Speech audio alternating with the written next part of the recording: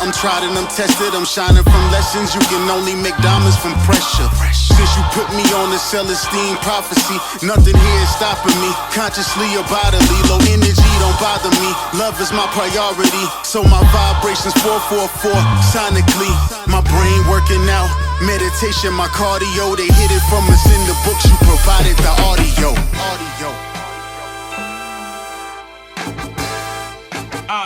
Welcome back to Mental Wealthness. We have the lovely Miss Roxie here. Roxie, introduce yourself. Yes. Thank you for having me. My name is Roxie Sutton. I am the owner and CEO of Maximum Potential Counseling Consulting Services right here in Durham, North Carolina. Nice. And today with Roxie, we're talking about releasing doubt and fear, right? Which is a major thing. I'm pretty sure it's something that you're well versed on with your clients and counseling. So how long have you been involved in counseling? Man, it's been about 8 years now. Starting off just solely working with adolescents with disabilities, but then I kind of expanded to working with adults. Okay. But it's been a total about 8 years now. Okay, nice. And what do you like most about being in the field of mental health? Honestly, it's really about the growth I'm able to see individuals go through, depending on the situation or whatever type of problem that they're dealing with, helping them through various steps, various methods, seeing the growth and development, and ultimately changing their mindset. That's what I love seeing in all of my clients and anybody that I come into encounter with. Nice. So working as a mental health professional, you give a lot of yourself to your clients, right? And so as someone who's doing this full time in, day out, how do you focus on also giving to yourself? Self-care. I cannot emphasize self-care enough. So me being a business owner, working a full-time job, being a wife, being a mother, it's important that I emphasize or put into place some type of self-care. So whether that's taking a vacation, whether that's reading a book, going for a walk, I think for anyone it's important to just instill a little bit of time just for yourself. So for all my men, with man caves, I'm like, go to that man cave for at least 1 to 2 hours and just chill, relax, digress of your day. But it's super important to kind of keep you going and motivated. Nice. And do you have a regimen specifically? Like, do you like to work out? Do you do a devotional? Do you meditate, pray? What are some things that you incorporate personally? Well, personally, I like to work out. I don't get it in as much as I would like, but Tuesdays and Thursdays are my day. That requires me to literally get up at 4:45 in the morning. I'm at my session at 5:30, come back home, get going, get the kids up. So it is a sacrifice, but for my mental health, for my sanity, and just giving some time for me, I think it's worth it doing that. Nice. So working out is definitely my thing. Nice too. Yeah, same for me, man. It's like, although right as of now I don't have I'm engaged, but I don't have a family just yet. Don't have children. Like, I'm taking advantage of being able to be in control of my schedule. Yeah. And getting on a regimen and staying on the regimen. 5 a.m. workouts, meditation every day. I've completed bouts of therapy and just getting in tune with myself and being really grounded, being organized. And I think I was talking with David, is just being organized spiritually, mentally, physically, emotionally, and especially and also with your energy too. And so just doing a lot of energy work, making sure that I'm surrounding myself with individuals that are like-minded like me, that people who are close to me are pouring into me just as much as I pour into them. Right. And so, making sure that my cup is always full, too. I think that kind of goes into the idea of holistic wellness. So we're talking about the entire person. So it's just not about your mental health, but, touching base on the physical aspect, the emotional, the spiritual, if you're into that. But, you need to be whole as a person in order to be as successful as you want to be. And that's really big in my practice, focusing on maximum potential. What that looks like for you may be different for what it looks like for me and other people, but defining what maximum potential and success looks like for you is very important. But you need to be whole in all areas of your life in order to reach that goal. Absolutely. I think that's the challenge that a lot of individuals have when they're not able to, they consistently fail at achieving the specific goals, right? They look at the areas of their life, whether it's their relationships, their relationship with the mother and father, relationship with their siblings, or career changes, right? A lot of times you're not able to give 100% of yourself, your maximum potential, because you have not assessed the critical areas that you have to assess. And then that catapults into like today's topic is releasing, doubt and fear, right? So like that doubt comes from maybe being unbalanced in areas related to your mental health. So can you talk a little bit about that? Yeah, and when we think about like doubt and fear, as babies, none of us are born with doubt or fear. Those type of things are instilled in us or taught to us. Because think about as a baby, naturally they might not know not to touch fire, or they might go to the edge of the bed, but it's not until they fall that they know, okay, let me take a few steps back. Or their parents might say, don't touch the fire because it's too hot or you might get burned. So that's the same thing as adults. A lot of times it's not us that have experienced certain things, it's people putting these doubts and fears into us, and we're too scared to even try, not because we failed at it, but because somebody else failed at it, or because someone else is telling us that we can't do it or it's too hard. So I just encourage anyone to try things out for yourself.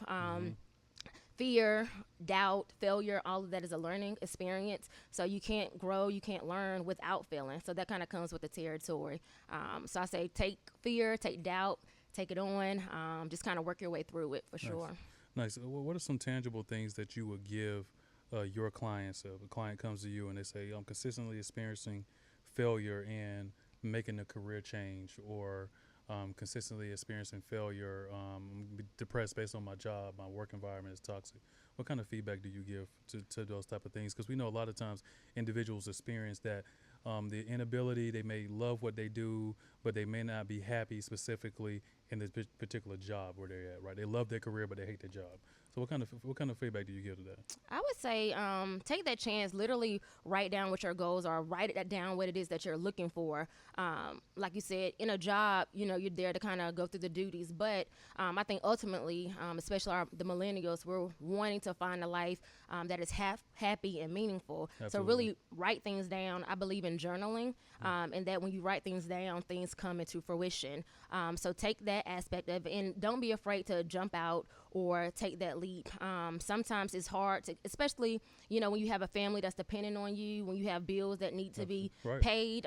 Sometimes it's scary to do, but I would encourage anyone to take that leap of faith.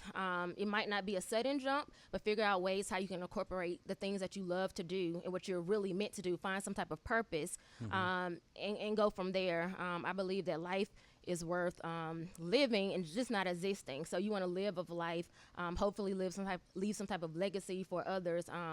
But the goal is ultimately happiness. Absolutely. And yeah, you hit on some key points there. And I think for millennials, like, we are looking for that ability to be professional, do our own thing. And it seems like the theme that we're mostly looking for is the flexibility and the independence, right? Like, our generation is tired of the 9 to 5. Yep. That's it. Is tired of going in, answering, going through the redundancy tasks of going to a job, working a particular task, doing particular tasks.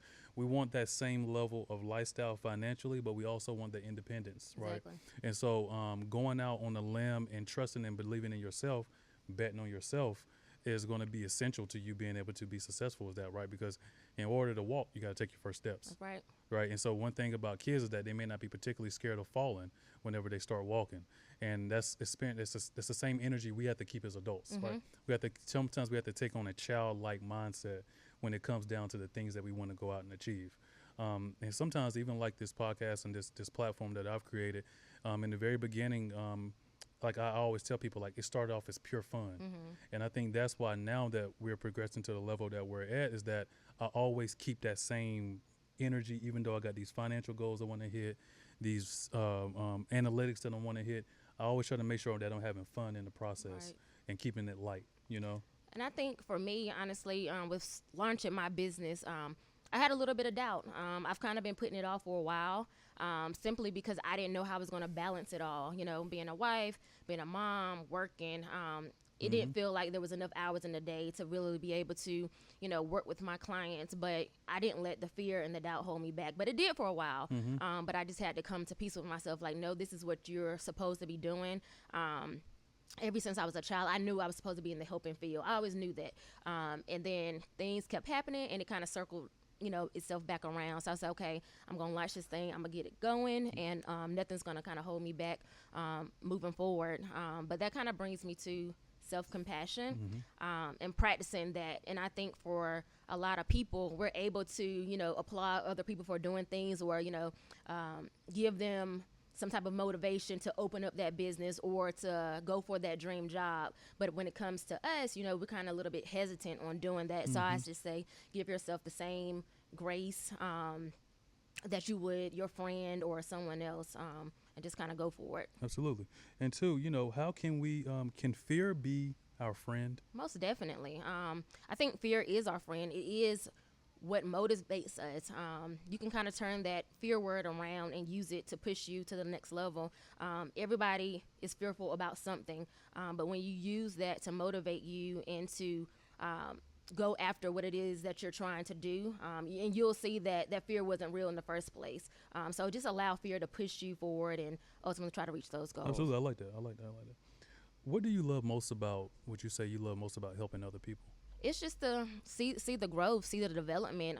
It's kind of fulfilling to see people who start from one area. And because I'm an occupational therapist, so I love when patients come to me after they've had rotator cuff surgery or a broken wrist or torn ligament or whatever, and I help them rehab and be able to now hold a cup and drink, or be able to pick their baby up, or be able to do something, or be a caregiver for their mother. I love that. Right. So, same here. It's just being able to see those changes. And for some people and for some of my clients, that takes place over time. So in my therapy sessions, none of my clients, and I tell them up front, we're not looking for a quick fix, but it's kind of working through things. It's a progress. It's stair steps to get to that level, but just seeing that growth in them from when they started until where they are now, that's what I enjoy the most about it. Absolutely. So a person, one thing me and my boys talk about all the time is that, like we have the resources to, we have the wherewithal and the resources to know, like, okay, I know where to go if I need therapy services, right? So if a person that doesn't have that acumen when it comes down to mental health, what are some key things that you would recommend for them when trying to find a therapist? Well, these day and age, I think we've done a great job as therapists with putting ourselves out there. There's so many portals that you can go to simply by Googling. There's therapy for Black girls, therapy for Black men. Psychology Today is a great resource to use. Literally anybody in the mental health profession is on Psychology Today. You're able to look to see exactly what you're looking for. So different therapists might focus on various things, so you can kind of pinpoint what therapist might be beneficial for you. On those sites, it also talks about, financials, so how much that therapist might cost. So anybody looking for therapy, I would say definitely go to those sites. But I will say there are not, unfortunately, a lot of therapy opportunities for those that are not insured. Some therapists like myself self-pay, so you can pay out of pocket if you don't have insurance. But there's a company called Alliance Health, which covers all the big cities in North Carolina.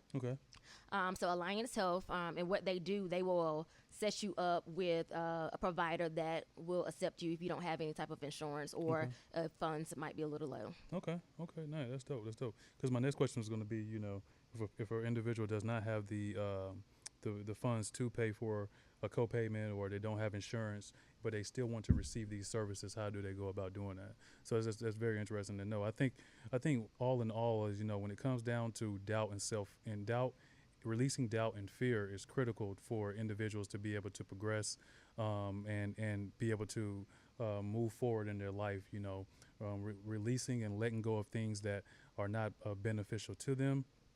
And to continue to grow as individuals and continue to heal from the soul. So I think this was a great conversation. Thank you for your time. Thank you for having me. Your time. Any last words? No, I just want everyone to really understand and practice, of course, self-compassion, the comparison of others. I think that's really huge. We know we live in a world where social media is everything. My life should be this. My life should be that. Yes. So just really focus on your path and not compare yourself to your counterpart. So whatever dream you have, whatever goals you might have, just because someone else might be doing it, still go for it. There's a pathway for you. There's room for you. Absolutely. So whatever you do, don't give up. Keep going. Absolutely. I love it. Releasing doubt and fear. Thank you. Was Oprah, you kick the vultures out the culture. It's La Cosa Nostra. The timing is better. I'm tried and I'm tested. I'm shining from lessons. You can only make diamonds from pressure. Since Since you put me on the Celestine prophecy, nothing here is stopping me. Consciously or bodily, low energy don't bother me. Love is my priority, so my vibrations 444 sonically. My brain working out, meditation, my cardio. They hid it from us in the books. You provided the